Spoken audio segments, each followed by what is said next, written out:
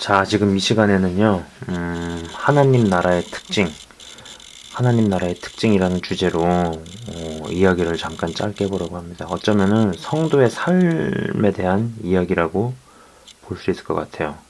구원을 받는 시점부터 또 그 다음부터 어떤 여정을 가는가에 대해서 말씀을 가지고 좀 보도록 할게요. 제가 볼 사건은 크게 네 가지 사건을 가지고 이야기해 보려 합니다. 첫 번째는 어, 모세가 홍해를 건너는 사건과 그 다음에 여호수아가 여리고성을 무너뜨리는 사건, 그리고 또 세 번째는 또 여호수아가 요단강을 건너는 사건과 또 여호수아가 아이성 전투에서 패배하는 장면, 이것을 가지고 한번 이제 나름대로 보려고 합니다. 예, 보세요.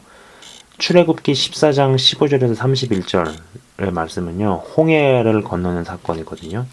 자, 홍해를 건넙니다. 그죠?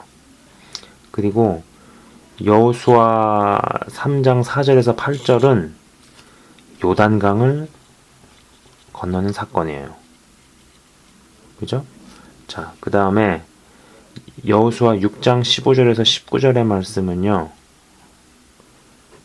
여리고성을 함락시키는 사건이 나옵니다. 그 다음에 여호수아 7장 2절에서 5절 그리고 18절은 아이성 전투의 사건이 나옵니다. 자, 여러분 보시면은요, 보세요. 한번 얘기해 볼게요. 홍해는 바다죠, 그죠? 그 요단강은 말 그대로 강입니다. 여러분이 생각할 때 바다를 건너는 것과 강을 건너는 것과 어느 쪽이 더 큰 능력이 필요하냐라고 물으면은 당연히 바다라고 얘기할 겁니다. 그죠? 마찬가지로 여리고성은 200만 이상의 사람이 빙 돌아서 7번을 돌아야 될 만큼 굉장히 규모가 큰 성이었어요. 그죠? 자, 이 아이성은 불과 3,000명 정도가 사는 작은 성이었죠. 그죠? 그런데 여기서 졌단 말이에요. 전투에. 보세요. 이 중간의 말씀에 어떤 장면이 나오냐면은 아간이라는 사람이 나옵니다. 아간. 이 아간이라는 사람이 하나님께서 이제 여리고성을 함락을 시킨 다음에 백성들이 가가지고 하나님께서 말씀을 하셨거든요. 호흡이 있는 것들은 다 죽이고 모든 것들을 다 불에 태우라고 그랬는데 거기에 아간한테 탐심이 들어가서 좀 쓸만하고 괜찮은 것들을 빼돌려서 자기 텐트 밑에 땅에다가 묻는 사건이 나오죠. 그죠? 여호수아가 이것을 모르는 상태에서 아이성 전투를 쉽게 생각해서 병사들을 데리고 몇천 명의 병사들을 데리고 그냥 갔는데 패배했단 말이에요. 그래서 기도를 하니까는 하나님께서 아간의 죄 때문에 분노하신 것을 알게 되셔가지고 제비 뽑기를 해서 점점 좁혀 들어옵니다. 족속에서 족속대, 그 다음에 패밀리, 트라이브, 패밀리, 맨 해서 점점 해가지고 아간을 찾아내게 되죠. 그리고 이 아간을 돌로 때려 죽여서 하나님의 진노가 해결이 됐을 때 비로소 아이성에서 싸움에서 이기는 장면이 나옵니다. 자, 홍해도 마찬가지예요. 하나님의 어마어마한 능력으로 말미암아서 바다가 열립니다. 바다가 갈라지죠. 그죠? 바다가 갈라지고 나서 요단강을 건널 때 사건을 잘 보면은 제사장들이 먼저 앞서서 걸어가요. 요단강을 2000 규빗 앞서서 제사장들이 걸어가고 그 다음에 그 뒤에를 백성들이 따라갑니다. 1규빗이 보통 50cm 정도 되거든요. 그러니까 0.5cm, 0.5m라고 볼 수 있어요. 0.5m를 2000에 곱하면은 1000m 정도, 한 1km 정도 앞을 제사장들이 건너갑니다. 잘 읽어보면요, 제사장들이 이 정도 갔을 때도 여전히 물은 흐르고 있었는데, 말씀에서는 강 상류에 물이 멈춰서 물이 파일업 됐다고 나오거든요. 영어 성경에서는 물이 이렇게 점점점 위로 쌓이고 있었다는 거죠. 이 쌓이고 있는 동안에 여기 이만큼에 있는 물들은 내려가겠죠. 여전히 흘러 내려가겠죠. 그리고 그 동안에도 제사장들은 여기를 걸어가면서 내가 이 물에 빠져 죽는 게 아닌가? 왜 길이 열리지 않지? 이런 의심도 있었을지 몰라요. 그러나 물은 쌓이고 있고 이만큼의 물이 다 흘러갔을 때 비로소 길이 나왔겠죠. 그래서 여기를 건너갔죠. 이렇게. 자, 보세요. 강을 건널 때 필요한 힘과 능력과 바다를 건널 때 필요한 힘과 능력은 당연히 이쪽이 큽니다. 200만의 백성이 7바퀴를 돌 정도의 여리고성이라면은 아이성과는 비교도 안 되게 크고 웅장한 성이었을 거예요.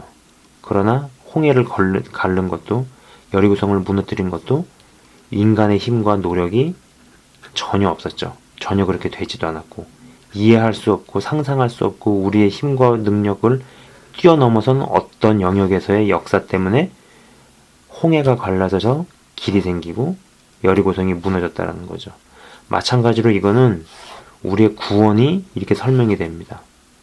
우리의 행위나 우리의 노력으로 구원이 시작이 될 수는 없죠. 그러나 여기서부터 시작을 해가지고 우리는 점점 이쪽으로 이렇게 걸어가고 인생에서 크고 작은 요단강과 크고 작은 아이성 전투를 경험을 합니다.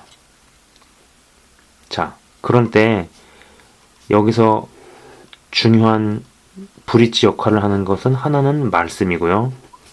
두 번째는 죄입니다. 그 얘기는 뭐냐면은 말씀에 대해서 배우고 익히고 말씀을 선포해야 된다라는 것이고요. 그리고 여기는 죄를 끊어야 된다는 얘기죠. 잘 보십시오. 여기는요, 일방적인 곳이에요. 일방적인 영역이에요. 그러나 여기는 상대적이라기보다는 조건적이라고 합시다. 여기는 무조건적이고요. 여기는 조건적이죠. 그래서 그런 얘기를 하잖아요. 구원은 무조건적이지만 축복은 조건적이다. 이런 얘기도 하죠. 그죠? 여기는요, 언약의 개념입니다. covenant. 그죠? 그러나 여기는 계약의 개념이죠. contract죠. 내가 해야 될 역할이 있고 나의 몫이 있는 거예요. 내가 비록 이 과정을 겪었어도 말씀에 대해서 혹은 죄에 대해서 뭔가가 분명하지 않다라면은 인생에서 만나는 크고 작은 요단강과 아이성 전투에서 강을 건너지 못하고 전투에서 패하게 되어 있죠. 그죠? 이런 과정들이 우리가 구원을 받고 나서 하나님의 백성이 되고 나서도 얼마나 많이 있겠어요. 우리 인생에서 부딪히는 크고 작은 아이성 전투가, 크고 작은 요단강이 얼마나 많이 있겠어요. 그런 때 중요한 것은 말씀과 죄를 끊어내는 것이 중요하다라는 겁니다. 하나님을 믿고 하나님을 따라가고 하나님의 백성으로서 사는 삶을 이쪽으로만 보지 마세요. 이쪽에서부터 시작은 하지만은 분명히 이쪽 사이드도 중요한 부분입니다. 여러분께서 이것을 잘 기억하셨으면 좋겠어요. 네, 그래서 언약과 일방적으로 무조건적으로 시작된 구원의 여정이 하나님으로부터 시작을 했지만은 끝맺음은 어떻게 끝맺음이 될지는 나에게도 책임이 있다라는 겁니다. 말씀에 대해서 그리고 죄에 대해서 어떤 식으로 대처하고 어떤 식으로 죄를 끊어내고 어떤 식으로 말씀을 이해하고 적용하느냐에 따라서 이 요단강과 아이성에서 어떻게 판가름이 날 것인가. 자, 일방적인 영역이고요. 그리고 여기는 조건적인 영역, 무조건적인 영역, 조건적인 영역, 계약적 개념, 아니, 언약적인 개념, 계약적인 개념, covenant, contract. 중간에 말씀과 죄가 있다는 거. 말씀에 대해서, 죄에 대해서. 그래서 여러분이 이것을 이뤄나가셨으면 좋겠어요. 구원은 무조건적이어도 축복은 조건적이라는 거. 예. 말씀에 대해서 또 죄를 끊어내시고 말씀에 대해서 깊어지심으로 말미암아서 요단강과 아이성, 요단강을 건너고 아이성을 함락시키시는 그러한 일들을 여러분들 삶 속에서 이뤄내시기를 기원합니다. 감사합니다.